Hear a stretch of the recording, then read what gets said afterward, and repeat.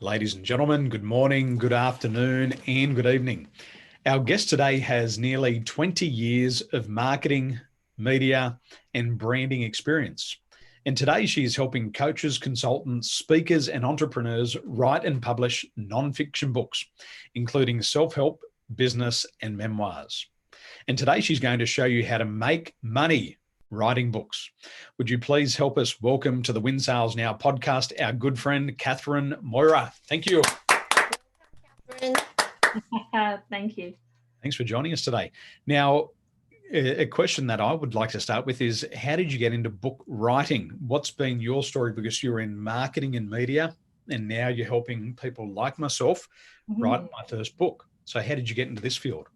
Yeah, it's interesting. I had quite a varied career. So I'd worked all over the world, and I'd lived in New York and Paris and London and the Caribbean and different places. And people were always saying to me, you should write a book.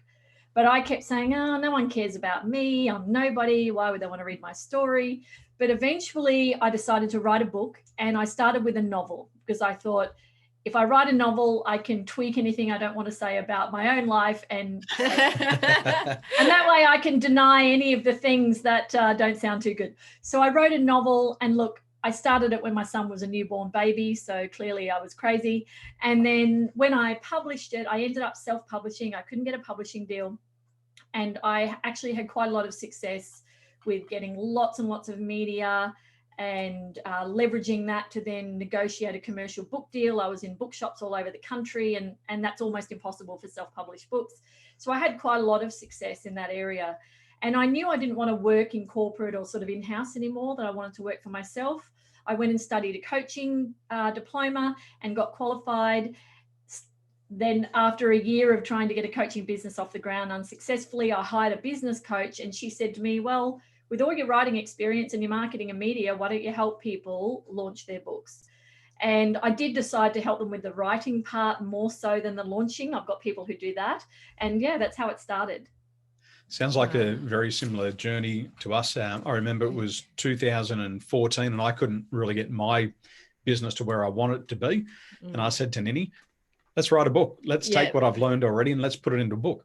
And it was really magic. It was like somebody had taken out that magic wand. Yes. And I wrote my first book, and the sales went up by $20,000 to $30,000 immediately. Yeah. And I thought that was a good idea. So we just kept writing them. And it makes a huge difference. So I know exactly what it feels like to be down that path as well. In your opinion, coaches these days, what really holds them back, or anybody, what holds somebody back from writing a book? What do you see? Look, obviously everyone has their own little things, but as a general trend, the two main reasons that I think are that, firstly, they keep waiting till they have time. So people will say to me, I'm just going to finish this thing and then I'm going to do that. I'm just going to wait till the kids are at school and then I'm going to do that. I'm just going to, and they're always just gonna themselves, because literally nobody, as you would know, nobody has time to write a book. You have to prioritize it, and then you fit it in around what you're doing. No, I don't think we should overstretch, because a lot of us do that as well. But you have to say, you know what, I'm just going to carve out the time, the next 3 months or 4 months or 6 months, whatever. I'm going to put it in my diary and I'm just going to do it. The second thing is, I think they don't have a specific objective. So someone will say to me, and I hear this a lot, I just want to help people. I want to tell my story and help people. And I love helping people. We love helping people, but it's not a strong enough objective to write a book. And I find that those people in 5 years are still saying to everyone, I'm going to write a book to help people. So it's about getting, I think people don't get clear enough on how they're going to leverage the book to make money and actually get excited about it. We talk in goal setting about clarity, focus, and concentration. And I've heard the same thing with people saying, I want to start a business. I want to start a business. I want to start a business. Well, what do you want to sell? Just sell anything. Well, what is that anything? I remember we were in the pawnbroking business for 17 years, and we were very clear what we sold. It was second-hand goods of value. And in a pawnbroking shop, we could sell golf balls, we could sell sockets, we could sell stereos and TVs. And what made us unique and specific was it was all secondhand. And people had that concept in mind. If you go to a secondhand dealer, they sell secondhand things. And so that was very simple, but we made that decision. And that was clarity.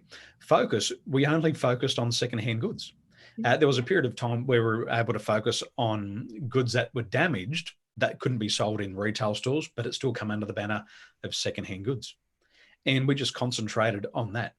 And we found that was the same thing in business as you're talking about now with writing a book. Who do you want to help? Everybody. Who's everybody? Nobody.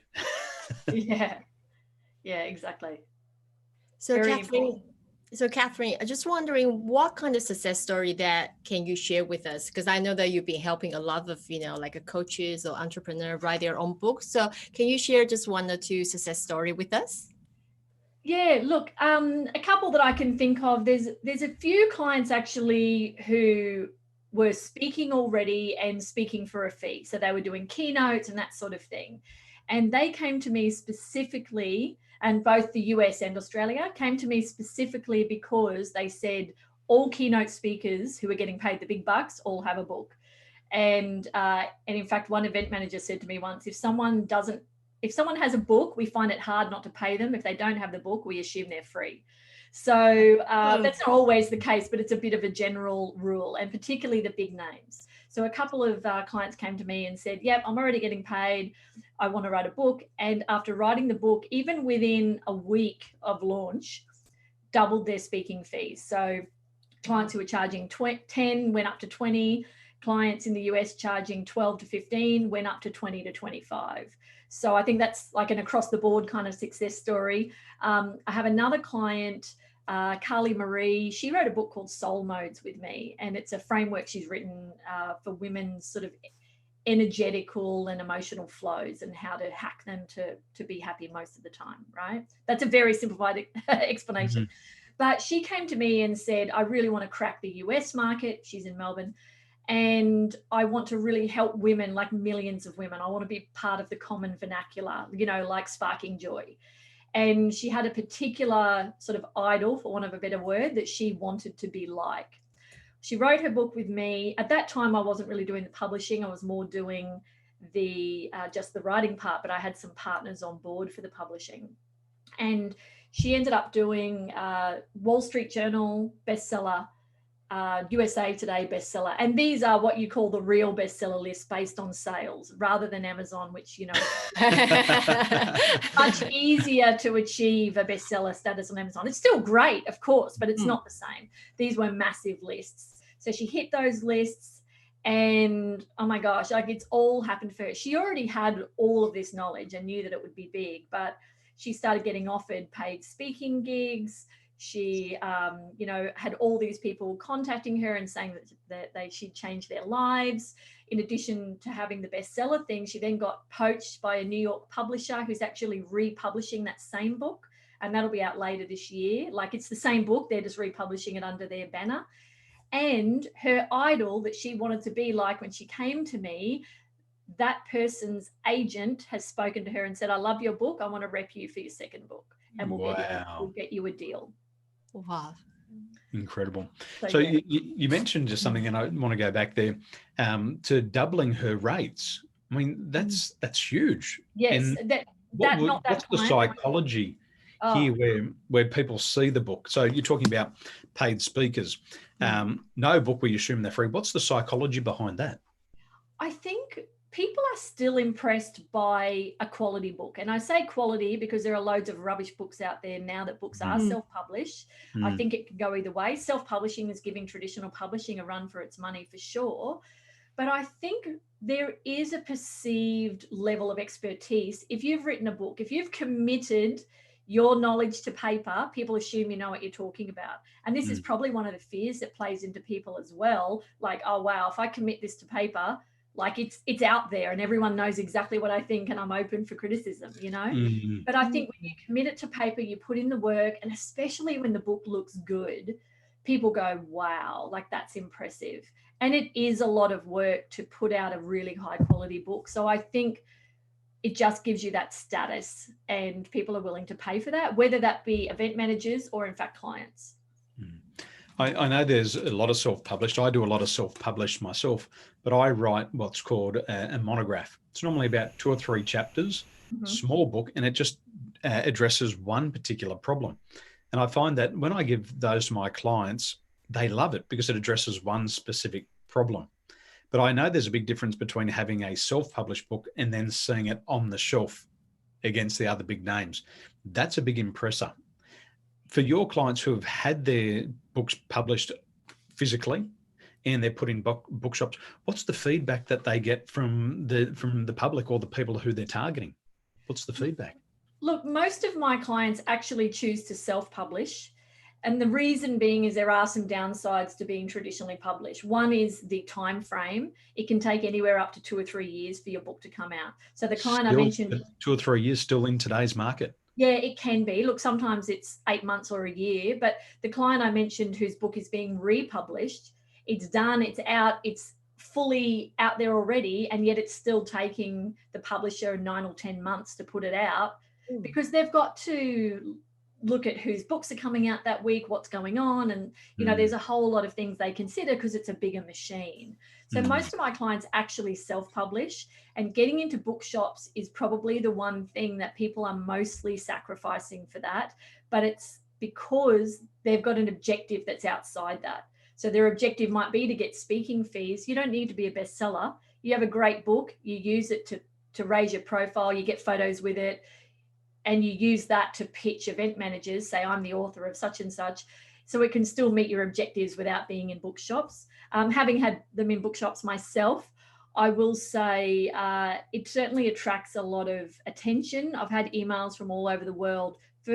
I don't get so many now. The novel was 5 years ago, but for years I had emails all the time from people saying, oh my God, I read your book, I couldn't put it down. So that was a pretty great feeling. Incredible. What are 3 practical ideas you could wrap up with to share with our followers and friends on how to make money from writing a book? Yeah, so one, like that you mentioned, you can use a book, you can sell it as part of a funnel. So actually one I'm working on at the moment is specifically going to be one of those sort of foundational how-to books that's part of a funnel where you sell it for, $7, $9, whatever it is. And then you might offer them an upgrade to a course, down the funnel, etc. And that can be really great. And I have heard of people making hundreds of thousands that way. And a second way would be to get those paid speaking gigs, or maybe it's not a paid speaking gig, but it might be a dream speaking gig in front of your ideal client. And so it's a stepping stone. And the third one really is to charge more or to get paid clients or consulting because you've got that book. So you use it and you use that as a way of, I guess, showing that you're an expert or a go-to person in your field. And that way you're able to charge bigger money or able to charge for something you weren't previously able to charge for. I agree with all of that. Nini and I were sitting on the couch last night and I was showing her a book that I launched in 2015. And I said, this book here attracted one client. And we never sold a copy. We just gave it away to our ideal clients. Just cost us a couple of dollars each. And one client took the book and then has been spending $12,000 a year with me every year since 2016. And Brilliant. What I believe in is that credibility piece is so important. They see that you know what their problem or their goal is, and they come to you and the mind's open. And what I say about the mind is like a parachute. It's got to be opened for it to work. And I know that a book can really open up people's mind, even in today's world. Exactly. And you've proved the thing about not having to be a bestseller. You just need an objective and then a strategy to get there. 100%. Awesome. For those people who need an objective and a strategy, where can they start to follow you? I know your website is changeempire.com. Yes, where else do you hang out? My somewhat outdated website at this point. Look, I'm all over Facebook and Instagram. So Cathryn Mora, I'd probably have reached my friend limit on Facebook, but Cathryn Mora on Facebook, and also Change Empire Book Coaching on Facebook. I do have a private group, book writing for coaches, speakers, and entrepreneurs, and on LinkedIn as Cathryn Mora as well. How wonderful. Well, Kat, thank you so much for spending time with us today. We honour that you've shared this knowledge with us, and I know our followers and friends will really benefit from it. So thank you for your time. Have a wonderful day. Thanks for having me. Thank you. Ciao for now.